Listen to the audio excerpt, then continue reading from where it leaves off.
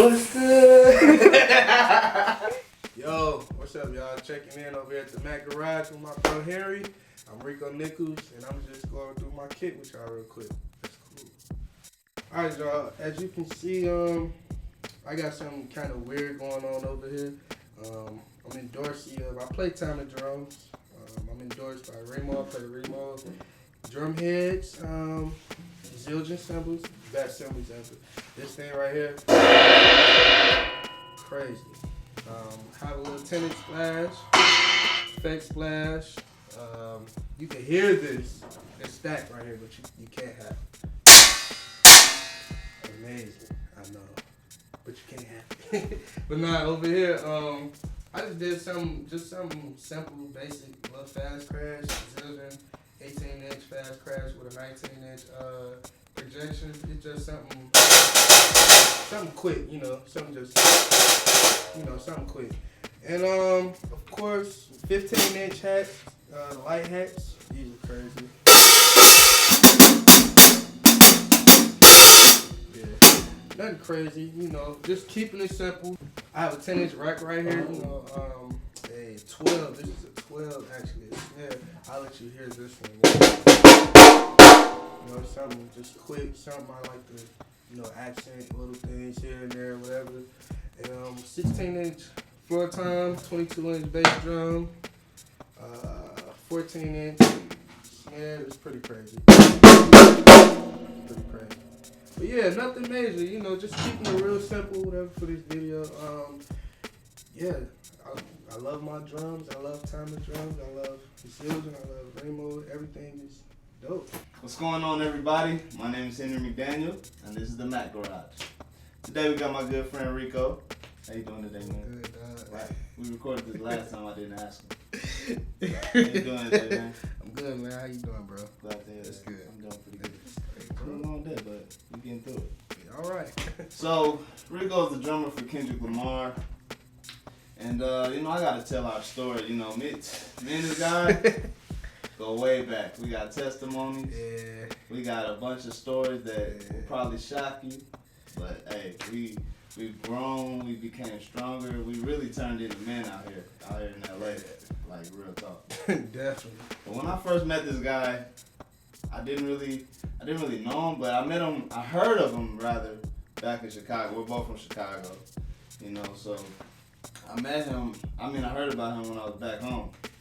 And I gotta be honest, I didn't like him. Wait a minute, John. What you mean? Hey, let me tell you. I didn't know this. Let me What tell you mean you ain't like me, story. though? I'm gonna tell my story. So, That's this crazy. is my brother now. I love him. You know what I mean? Like, blood wouldn't make us any closer. But when I first heard of Rico, I loved him as a drummer. Like, I really respected him. But when I kind of heard about him as a person, I don't know. He was a little arrogant. He had that arrogant spirit, a little arrogance. But he's still a little arrogant. Oh, wow, that's crazy. But now I know him, so I get it. But yeah, man, you can't judge a book by its cover. Let me just say that. Because now this is one of my best friends. My God. I love this dude, man. We done been through some of the roughest times, and it's. You'll hear about that a little later, but it was a little rough. So, do you want to tell us a little bit about yourself, where you're from, anything? Yeah, well, as you said, I'm Rico. We both from Chicago. The drummer for Kendrick Lamar. I'm out here living in LA. Been here since September of 2012. So, it's been a journey, dog. It's been a journey. Yeah. It's been a long journey. Yeah. We both went to MI together. I moved out here probably a year or two before him. He actually hit me up while I was here, just trying to touch bases and, reach out to me once he moves. And then that's kind of how we linked. And then probably, a year later, we ended up living together. Yeah, a year later, roommates. Yeah, in a roommate situation, man. Yeah, so, man. Good times, Good bad times, bad times.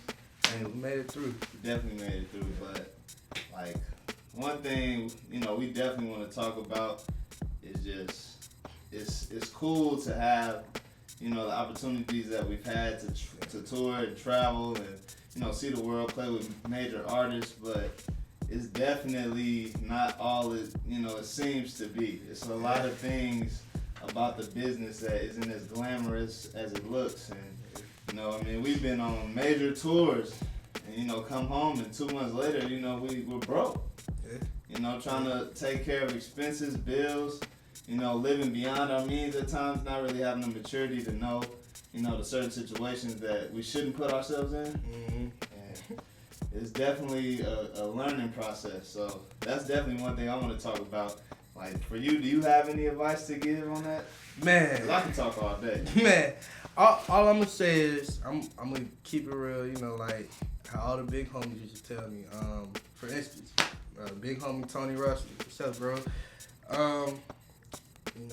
We be out on the road, the money looks good, and out there buying the J's and buying this, buying that. But not real talk, like, when it's time to go home, you want to make sure you got, something to go home with. Like, absolutely. So saving your money is the most important thing. Saving your money, and I know that now, like, but I didn't know that then. But I know that now, life taught me a lesson. My mom always say, life will teach you a lesson that you ain't ready for. And, it's been many of those, but save your money. That's the goal out here, Save your money, keep working, keep, good attitude, show up to work on time, and you go beyond, you didn't even think. That's what's been happening to me, man. It's been a blessing, to be able to just, work and do what I love to do. Not something that I'm forced to do, it's something that I was born, into. Like, I love this thing. Like, this is my baby, right? And so, yeah, man, that's what I would give advice for. That's some really good advice. Oh, thanks, man. Definitely, because saving your money is definitely important. Like, it's one thing it's the one thing I'm still learning, honestly. Like, I'm not even gonna lie. It's like, for us, saving your money is so big because being a musician, you never know when the work is gonna come. It's like, sometimes it's good, sometimes it's like, man, nonstop on the road, touring, shows, the money's coming in every week, it's great.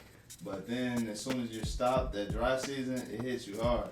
And it definitely, if you don't have the money saved up, I've had to do it. I had to call mom. I had to, reach out to people that, helped me along the way to get to where I am today. And, it's definitely a lesson learned, but saving your money is huge. And it's like, for us, I feel like finding other things is so important, kind of stepping outside of just playing drums. Like Rico, he's getting into the production. He got some crazy production. Actually, I should put a link. You got a SoundCloud? Nah, man, I don't have a SoundCloud right now. Well, he'll have a SoundCloud by the time you see this video. I'm gonna make him one. But yeah, you definitely got to check out his production. He's doing that, and it's just ways to, kind of expand on what you want to do and, like, to really make a good living. Because drumming is what we love. It's our passion. It's truly, taking us places we never expected to go. But sometimes it's just not enough to just depend on one thing. So, for me, MacBear Apparel, that's like my baby now. I love it. I'm really putting my time, my effort, like everything that, I'm investing into to just make it something that I truly believe it's going to be. But it's very important, just try different things. Drumming may be the only thing you ever need to do. But, if you could expand, I definitely advise that. It's dope, man. Thank you, That's man. good stuff, man. Thank you, bro. Yeah. So, Rico, Stevie Wonder, man. This is like something. We were roommates when this happened. He called me, and I was like, wow. Stevie Wonder's a legend. Man, you got to share the stage with him. So, like, tell me about that experience. Yeah. Well, first of all, let me pay my respects. Stevie, my man, this is Stanley Randolph's kid. Let's clear that. Oh, yeah, That's my bro, Stanley. What's up, man? I'm gonna tell you. So this is what happened. I was back at home in Chicago, and it was weird. I was out just eating or whatever, just chilling, and I get a phone call by the guy named Andre Gill from New York, but he lives in LA. Right. But called me. Like, yo, man, where you at? This and that. I'm like, I'm in Chicago. He was like, oh, cool. I got this Stevie show. You can you do it? You want to go out? Yeah. I said, what you just said? Like, what you just said? Like, what? You get a call Yeah, like, how do you yeah, man. I'm like, wait, what? Like I'm looking at my phone. Like, what did you just say? Yeah, I'm man, like, yeah, I can do it. Definitely. Of course, it did. It's like you don't even think twice. Man, bro. So got the call. He was like, where you at? We're gonna fly you there immediately, whatever. Immediately, dude. Like, I think it was that next day or 2 days later. 2 days later, they flew me from Chicago back home to LA. Flew out to China, Hong Kong, and we did the Asian Music Awards. It was crazy, man. Like the experience, everything. Just being able to just be around him before I even played. Just being around him was like, wow, like this is a living legend, bro. Like I'm in the room with Stevie Wonder, and to sit down with him, like wow. I'm already know, man. That had to be an amazing experience. Very amazing, man. It was very humbling, and it taught me a lot. Bro. I'm sure, man. So this is a living legend. Yeah. One of the greats. So. Yeah. And I must say, this gig, when I did it with him, it was no stems, no nothing, just raw playing. Yeah. All you have is a click. That's it. You are the record. On, what you gonna do? You know what I'm saying? You gotta be on top of it, man. You gotta make it feel good. Yeah. And like you said, shout out to Stanley Randolph. Yeah, man. Amazing. That dude is like crazy. One of my favorites. Crazy. Like his feel is phenomenal, second to none. Like he's killing it, Definitely one of the ones I look up to. So respect, man. Yes, sir. So other than Stevie, like outside of Kendrick, your main gig, who else have you worked for? I worked with Mary. I'm still actually playing with Mary, whatever gospel group, and I've worked with Brandy Norwood. What else? Actually, what's funny is my first gig in LA. Artists, it's a group. They were a group called Quadrant. They were from Denmark, Copenhagen. So I got that gig. So hilarious. I was finna move back to Chicago. I was living out here, and I was finna move back. And I already call me again, like, yo, have this gig, whatever, So I did the audition, whatever, and landed the gig. That worked out for me, and it just seemed like every gig I got, I've always progressed. I never went. It's another level. I never went back down. Like, wow. But it's always been another level, man. It's just a privilege and an honor, bro. Man. It's like for you, like in your experience with that, was that the gig that kind of drove you to like, okay, I don't need to move back to Chicago. Oh yeah. Let me stay out here and make this happen. Definitely. I felt like it was hope after that because I was hopeless before I got that phone call. Right. I'm like, I'm going back home. Like, it's not for me. And man, years later, I'm like, yo, this is all for me. Oh, like, for sure. It's like, man, it all works out. Yeah. Man. Definitely, man. So that's some good stuff, though. I'm so glad you stayed because we wouldn't have been as close. I'm glad I stayed, right? Like, it's like, honestly, like, after we moved in together, me and this dude became, like, the best of friends. Doing everything together, going everywhere together, man, just hanging all the time. Because before, it's like, he lives here, but I didn't see him too much, because me, I don't really go out, he go out to the jam sessions and stuff, but that's just not really my thing. So, I'm glad, it worked out to the point he reached out to me like, hey, I'm looking for an apartment. We actually needed a roommate at the time, so, it worked out perfect. And now, like, the growth is unbelievable, man. From being able to not pay rent to, taking care of families. I'm married, you know what I mean? This dude is on his own. And, taking care of everything you need to take care of is definitely a blessing to see how far we've come. And, I'm excited to keep moving up, man. Definitely. We gotta keep moving up. It's only the beginning, man, definitely. So, Rico, do you have any tour essentials that you always bring on the road? Something you can't go on tour without, whether, even if it's a one-off, something that always gotta be there? Yeah, well, it's two things, actually. my laptop. Never go anywhere without my laptop. And my shoes. Like I always take more than like one pair of shoes. It's probably like 2 or 3, maybe 3 or 4 really. So this dude, he's a shoe junkie. Nah, like, living together, all you see Jordans. Always these special kind of shoes. Nah. We talk about saving money. Hey man, I'm told you, I'm still learning how you're still learning, man, bro. But I've been doing a whole lot better. Hey, I'm not done with you. This dude, he'll tell me to look. He's like, bro, look at these. When I tell you these shit, I look at the price. They say $800. Oh man, come on, man. Something like that. Oh, let me tell y'all about this though. This fool, we was at the mall one time. This dude walks into Louis Vuitton to look at some bags. So I'm like, bro, like, you don't need this. I'm telling you, like, you don't need to do this. We in Louis Vuitton, like, bro, let's go. So, you know, Louis Vuitton, it's a classy store. They bring out the champagne. they telling us to get comfortable. Right. They bringing us glasses. I'm like, oh my God, this dude got us in here looking crazy because we gonna walk out and not buy nothing. Hey man, I was on edge. You was definitely on edge. edge. But I couldn't do it. I couldn't do it. Nah. Yeah, I couldn't do it, bro.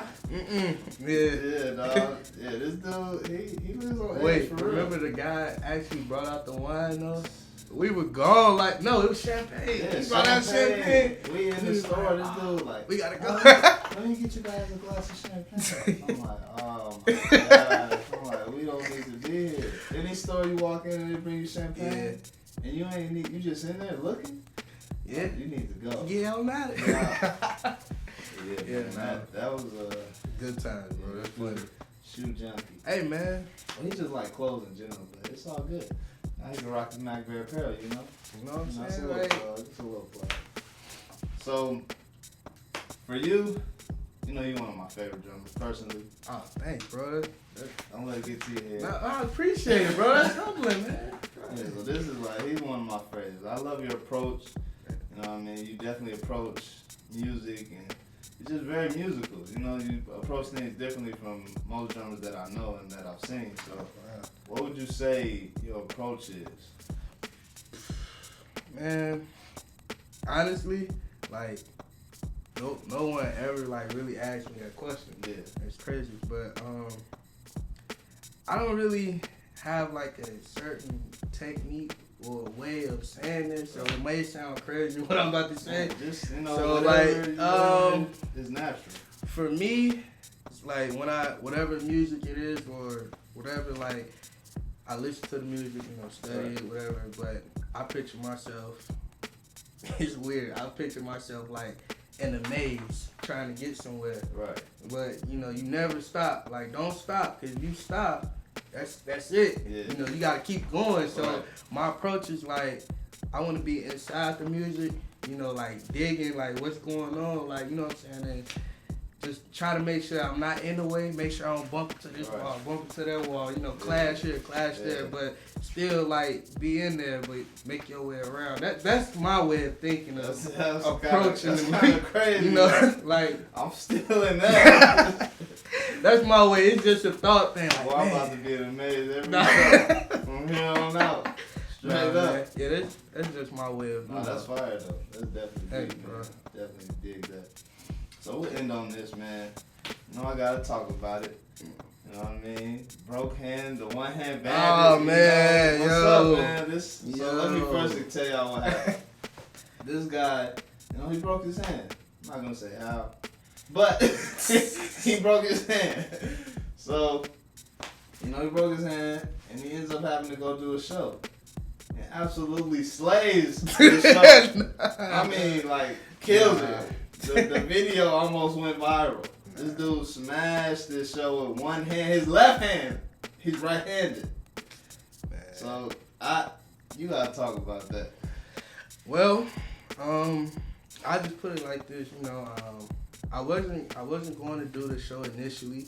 You know, but you know, I had to go do the show. Right. You know, this is my job. You know, I have to go do the show. So I did the show. You know, I'm thinking the whole time, like, how am I gonna do this? Right. telling them like, yo, I got it. Get it done. You had it. But I'm like, how am I finna get this done? Yeah. I don't know. So what I did was I set up like a little handicap setup. Like it was a little handicap setup. I knew I couldn't hit the cymbal with my right hand, so I didn't play with any ride cymbals. So I set up like a cymbal, like a ride, so I could come off and kind of. It was fun, man. Hey, bro. So that's what I did. So again, every time I play a show, whatever, I be like, yo, it's all or nothing. Right. Like I know that's my job, but it's all or nothing. You gonna get down or whatever. So I just pushed myself through. Really, I didn't know how I was gonna do it, bro. Like God kept me through, man. Getting through like far as my endurance and just being able to just sound like I'm still playing with two hands. Like it blew me away, bro. That was my first time ever doing something like that. Yeah. Well, actually, it wasn't. So, we come from church. Yeah, I already know. So, the original reason how I learned how to start playing with one hand was because my pastor back at home. Yeah. Like, come get on these drums. Come get on these drums. Like, ain't no sticks. Why am I getting on drums? You better get the hang and get on these drums. I'm like, oh man, I'm on the drums. Just one hand and then we shout. They end up shouting and I'm just one hand and then yeah, man. That's how that kind of played into that. So, yeah, man. Let me say, dog, you definitely killed that show. Oh man, thanks, one bro. hand, two hands, dog. You did your Thanks, thing, bro. and that was definitely amazing to watch. I appreciate it, man. But appreciate you being here, yes, dog. sir, man. I appreciate you having me, bro. Yes, sir. Definitely. So there you have it. We got Rico, and I hope you enjoyed this. And again, the reason we're here is for MacBear Apparel, my clothing line, and my boy got on the MacBear Classic tee. Yeah. This was the original, the first T-shirt we ever started with. And looks pretty good on it, man. I gotta give you one of these. Oh, you already know. Yes, sir. You can visit www.MacBearApparel.com and get you one yourself. I'm going to get it. No, but seriously, guys. We're just trying to, just kind of raise awareness for the company. It's a new company, and we want to get the word out. And I appreciate my friends being here, coming through and just supporting, and just, we're trying to make MacBear what I believe it one day will be, something great. And we're gonna continue to try to be great ourselves. Just being the best drummers we could be. Being the best people we could be. And I hope you guys continue to tune in. Until next time. Oh, lit. That girl is Oh! Hey!